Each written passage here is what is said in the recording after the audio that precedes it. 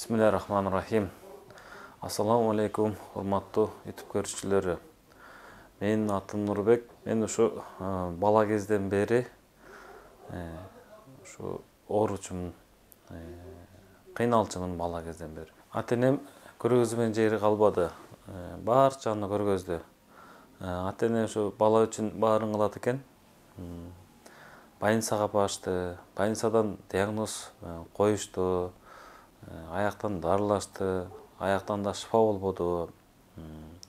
Анан ата-энемдер элдик дарыгерге көрүнөлү дедик. Элдик дарыгерлерге баарына көрүнүп чыктык. Баары тең эле баягы өлөсүң, сенде кара дуба бар. Assalamu alaikum. Wa alaikum assalam. Gelgile. Men oğullarım, nevrelerim gelgen turbayı. Assalamu alaikum.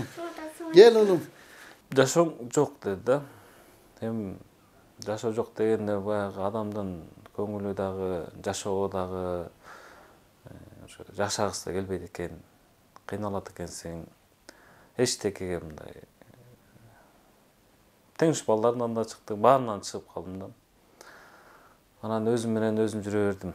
Эми Алланын буйругун көрөм. Жараткан Алла Тааламан үмүтүм чоң деп Аллама ишенип жүрдүм. Күндөрдүн биринде ушу себептен себеп ушу Кубаныч атама жолугуп калдык. Себептен себеп болуп аякка барып көрүнүп, ата-энем больницага барып апарып, аяктан диагнозду точно кыла албашты. Диагноз кылып точно билишкен жок, бирок дарылашты. Аяктан шыфа болбоду. Аяктан шыфа болбодон бир врач ошол жерден айтты. Бул элдик дарыгерге көрүнбөйсүңбү? Врачтан бизден болбосо ошоктан жардам болот деп. Анан эми алардын айтканын угуп, элдик дарыгерлерди издедим. Көлгө бардым, Чүйдү кыдырдым, Бишкекти кыдырдым, Таласты кыдырдым, Токтогулга бардым. Барган жерим калбады. Баарын диагноз бирдей эле болуп чыгышты. Сен жашооң жок. Сен үйлөнбөйсүң. Сен өлөсүң, балалуу болбойсуң деген сөздөр эле айтылды. Каяка барбайын, баары ошондой айтышат. Анан күндөрдүн биринде жашоого жашагым келбей калды. Ата-энеме баягы арзуңду айта албайт экенсиң, өзүң кыйналып жүргөнүңөн. Жүрдүм өзүм кыйналып. Анан себептен себеп болуп, ошо Кубанычбек атага жолугуп, баары жакшы болот балам, эч ойлонбо деди. Аяктын айтканын баарын кылдым. Дарысын иштим, чайын иштим. Жаратканыма миң бирден шүгүр. Алла Таалама миң бирден шүгүр кылам. Көз ачыктар айтты эле, үйлөнбөйсүң, өлөсүң деди эле. Кудайга шүгүр, үйлөндүм. Кудайга шүгүр, 4 уулум бар. Алла Таалама чексиз шүгүр кылам. Аллама миң бирден шүгүр. Ошо Кубаныч атама жолуктуруп, шакирти Салим апага жолуктуруп, Алла Таалам ошо Кубаныч атама, шакирти Салим апама иштерине ийгилик берсин, Аллахым өзү күч кубат берсин. Алла Таалам өмүрлөрүн узун кылсын, көп жашашсын. Дайли ошо элге кызмат кыла берсин, жаратканыма кызмат кыла берсин. Аллама чексиз шүгүр, өмүрлөрү узун болсун, бактылуу болсун. Балдарымдын аттарын ушу Кубаныч атама келип 4 уулду болдум. Ушу балдарым аттарын атам өзү коюп берди, азан чакырып. Али деген уулум, экинчиси Аббахир, үчүнчүсү Абдурахман, 4-үнчүсү Азизбек деген уулум берди. Аллахым берди, белек кылып, ушу атамдын батасы менен, атамдын дуасы менен Алла Таалам ушу нарселерди берди. Алла Таалама чексиз шүгүр кылам. Аттарын дагы ушу Кубан атам өзү койду. Азан чакырып өзү койду баарын. Атама 2015-жылы келип, ошо атамдын диагнозун коюп, ошол жерден дарыланып, жакшы болуп, айыгып ооруман. Allah'ımdın şu jaratkandын kudreti menen, Allah Taalama çeksiz şükür. Şu atamdın batası menen, atamdın duası menen üylöndüm, jaylandım. Azыр Kudayga şükür, baktılуу үй бүлөдөнбүz. Allah Taalama çeksiz şükür kılabыз. Assalamu alaikum. Men Akçoltoy kızı Elmira, Moskva областынан болом.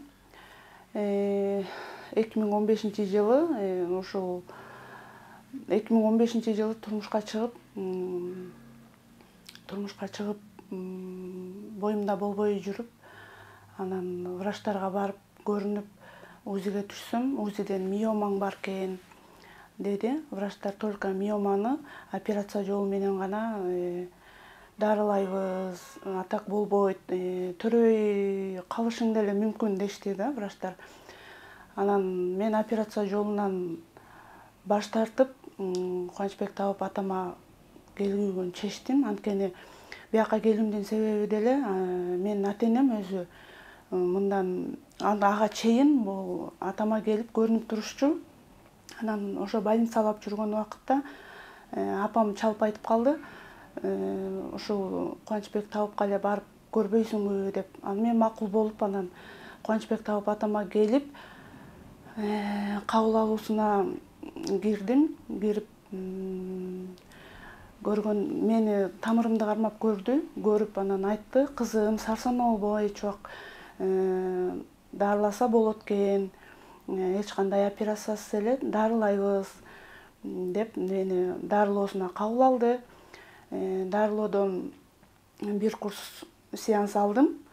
Анан номер 1, номер 2, номер 3 чайын ичип, дарыланып бүткөндөн кийин эмеге УЗИге барып түш деди. Анан түшсөм, миома жок болуп чыкты. Аллахыма миң мертебе разымын, шүгүр кылам Аллахыма. Ошо Кубанычбек табып атама, Салима апама разымын. Азыркы күндө ошо ооруларыма шыпа таап айыктым. Жолдошум Нурбек дагы буга чейин, ал убакка чейин далай жерге барып ооруп, көрүнүп жүргөн күндөрү болуп кыйналган экен. Ал дагы ушул жакка келип, жакшы жыйынтыктарга жетип, көрүнүп, ооруларына шыпа таап айыкты. Мен болсо азыр ушул күндө жолдошум Нурбек экөөбүз бактылуу чоң семьябыз, 4 балабыз бар. 4 эркек уулубуз бар. Кубанычбек табып атабыз койгон уулдарыбыздын аттарын. Азыркы күндө бактылуу чоң үй бүлө болуп жашайбыз Нурбек экөөбүз. Жакшыбы? Чоң жигит болдуңарбы? Нурбек кандай болду? Жакшы, баары жакшыбы? Үй бүлө, бала бакыра тынчпы? Жакшы, баары Элмира жакшыбы? Менин неберелерим жакшы багып атасыңбы? Неберелердин ден соолугу мен карайм.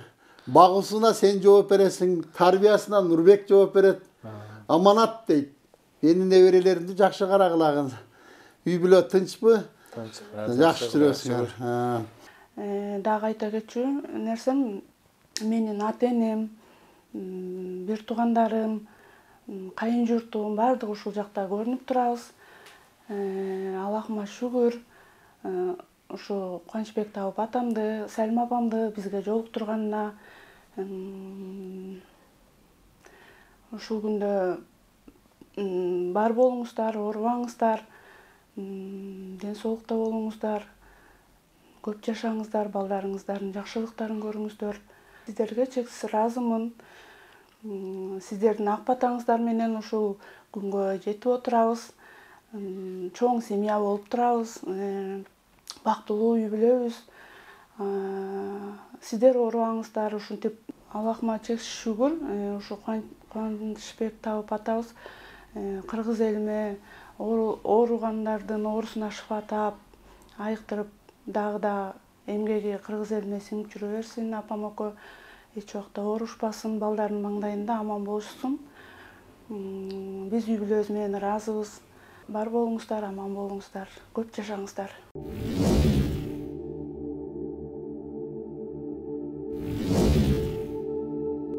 Bismillahirrahmanirrahim. Бүгүнкү күнү ушул биздин YouTube каналга келип, менин уулум Нурбек, кызым Элмира өзүнүн үй бүлөсү менен келип, өз ыраазычылыктарын билдирип айтып кетишти.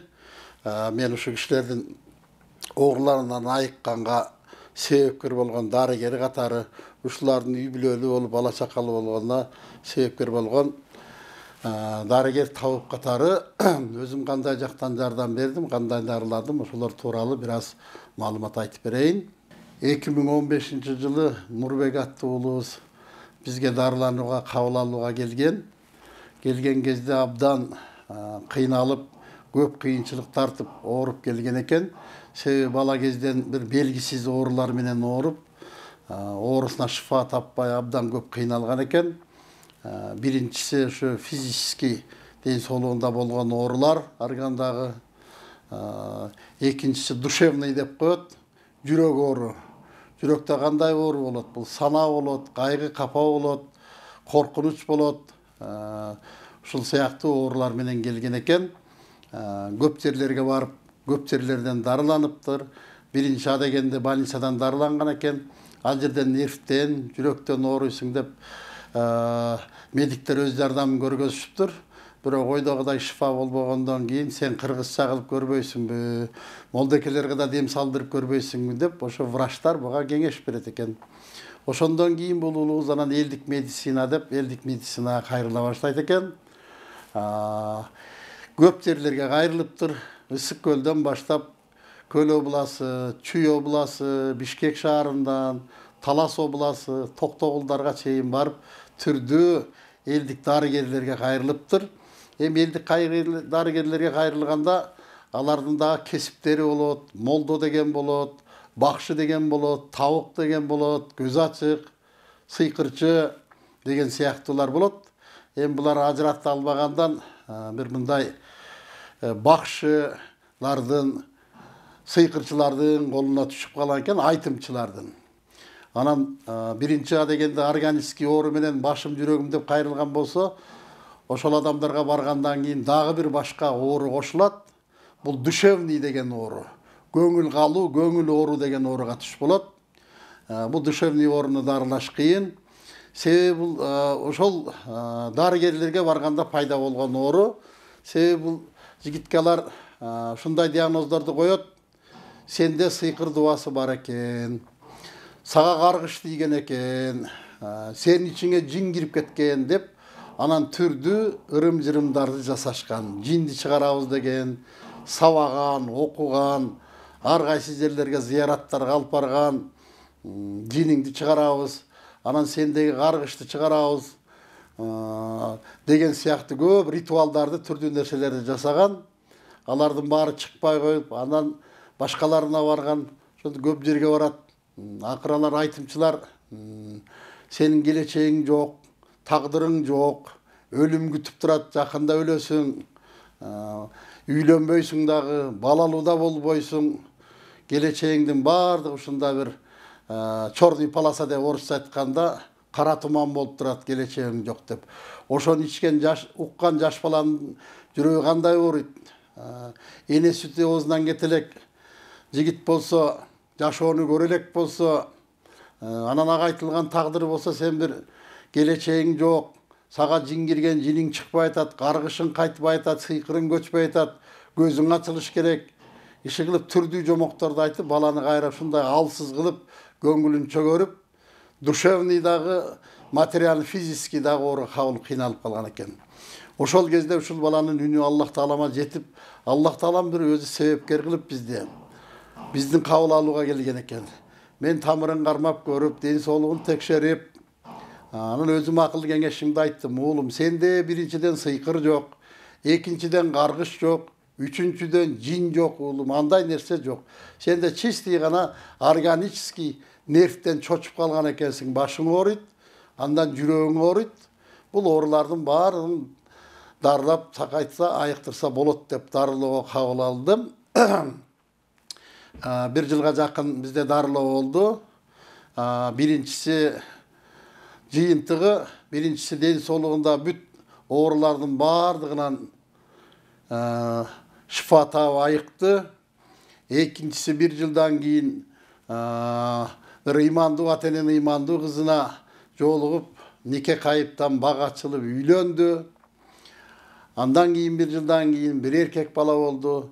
Андан кийин экинчи уулду болду, үчүнчү уулду болду, төртүнчү уулду болду.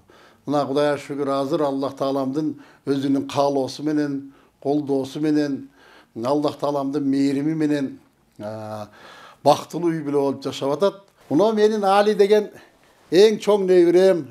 Өзүм азан чакырып атын койгонмун. Али деген биринчи небирем уулусу. Келем уулум. Тааныштырып коеюн небирелерим. Бул Абу Бакир. Allahu Ekber. Abu Bakir de kişi olgun deyip durup Abu Bakir koygun bunu ikinci devrem. Üçüncü devrem gel. Bu Abdurrahman. Böyle küçüğüm. Bu Azizbek degen devrem. Azizbek degen bu. En gencesi. Küçüğüm ben. Onun için adamlarda gevir darıgerler, aytımçılar falan adam mınçaga жашайт, бул өлөт, бул тирилет дейт. Андай нерсени эч качан айтпаш керек. Адамдын качан жаралары, качан төрөлөрү, качан өлөрү бир гана Аллага маалым деген, бир гана Кудай Таалам билет экен. Качан адам жаралат, качан өлөт. Аны адамга пендеге андай мүмкүнчүлүктү Кудай Таалам бербептир. Ушулардын, айтымчылардын, сыйкырчылардын туура эмес берген маалыматы менен оорубаган бала ооруп мурдагынан да күчөп. Шундай кырсыкка жетип калган экен, жамандыкка жакындап калган жерден Аллах Таалам өзү куткарып, бизди себепкер кылып, ушу балабыздын өмүрүнө өмүр, ден соолугуна ден соолук, жанына жан кош шифа берди. Бул менден эмес, Алладан. Биринчи мактоо алкыштар жалгыз жаратуучу Аллах Таалама болсун. Мен бир Аллах Тааламдын өкүм уйкурун аткан бир пендемин. Мен деген сөз жок. Ажал менен ömrü менен ажал Алладан экен. Дарыгер оору менен күрөшөт. Аллах Таалама чексиз шүгүрлөр дейм. Мына азыр бүгүнкү берүүбүздө көрдүңүздөр, Кудай Тааламдын кудурети. Алланын колунан келбеген эчтемке жок. Бардыгын билүүчү, бардыгын берүүчү Аллах дейт. Ушул айтымчы, көз ачык, сыйкырчылар бир адамдын тагдырын талкалаган алып барган экен. Келечегиң жок, өлөсүң, балалуу болбойсуң деген экен. Аллах улуг экен, Аллах ыйык экен. Мен пендем сени жаратканмын. Өмүрдү мен берем, шифаны мен берем, перзентти мен берем деп туруп, Аллах Таалам өзүнүн улуктугун, ыйыктыгын далилдеп, уулубуздун ордундагы ден соолугунда айыкпайт деген дарттар болгон. Ошого шифа берди. Үйлөнбөйсүң деген Аллах Таалам үйлөнгөнгө уруксат берди. Балалуу болбойсуң деди. Аллах Таалам мына 4 эркек перзентти берип койду. Аллах Таалама чексиз шүгүрлөр болсун. Ушу неберелеримдин бардыгын аттарын өзүм азан чакырып коюп бердим. Аллах Таалам ушул небереме, уулум Нурбеке, кызым Элмирага чың ден соолук берсин. Ушул перзенттерди бергениңизге Аллах Таалам ыраазымын. Ушул берген перзенттериңизди, уулумду, кызыма, ушулар үчүн өзүңүздөн чың ден соолук, узак өмүр тилейм. Ушу берген неберелеримди чың ден соолугу менен бериңиз, өмүрү менен бериңиз, акыл эси менен бериңиз, Аллахым. Ушул неберелерибиз илимди, билимди болсун. Аллахка кызмат кылган, аттарына заттары жараткан, Аллахка кызмат кылган, элге, динге кызмат кылган неберелерден болсун. Аллах Таалам ушулардын үй бүлөсүн сактап, ушуларга мол ырзыкыларды берип, асман жерден келген апаат жаман кырсыктардан Аллахым өзү сактасын. Аманат Аллахтыкы. Кудайым өзүңүз сактап, өзүңүз колдоңуз. Амин. Аллаху Экбер.